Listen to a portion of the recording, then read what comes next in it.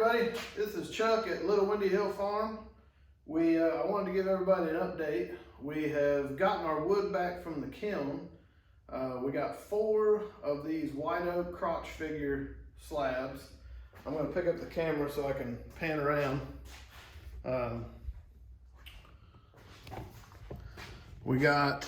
There's the crotch figure slabs in the back. We got these, I don't know, 7-foot, 16-inch wide pieces of white oak. And we got this slab sanded yesterday at J-Pro. J-Pro is in Locust, North Carolina.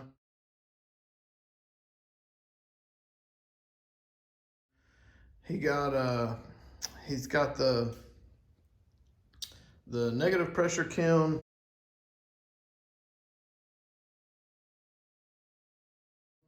And then he's got the 42-inch wide belt sander.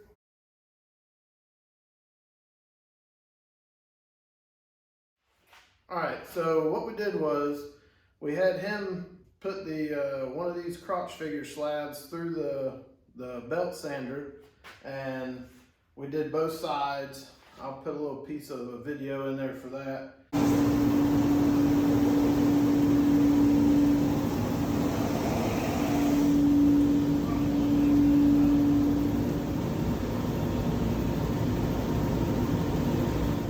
This morning, I didn't have a bandsaw, Corona, so I had to go to Lowe's and pick up the cheapest bandsaw I could get. All I needed was something to cut bow ties.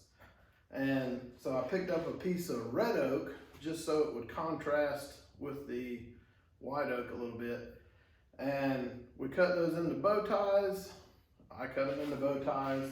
And then I use this router here. I'm just gonna pick up the camera. We'll go along. So I use this cordless router. I used they call it a compression, 1/4-inch compression bit. I got the cheapest chisels I could find on Amazon. I already had the Dremel tool. This little tip on this Dremel tool for getting in the corners of the bow tie is awesome. Oh, and while I'm thinking about it, before I move it, I got this little handheld planer, and I used the planer. To plane down these bow ties. Now, they're just setting up, and I had to, these are the first bow ties I've ever made, so they're not perfect. But I'm super proud of them. I mean, I think they look great. Let me pause here, and I'm gonna get all those tools off of the tape.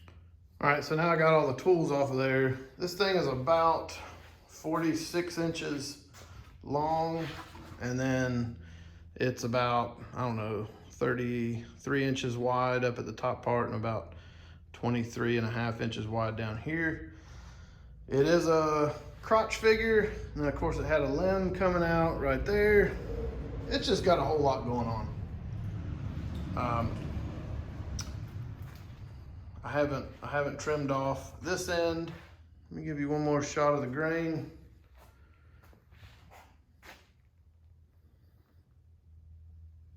So some of you might know I had a table built for the woodpecker's slab flattening mill to go on.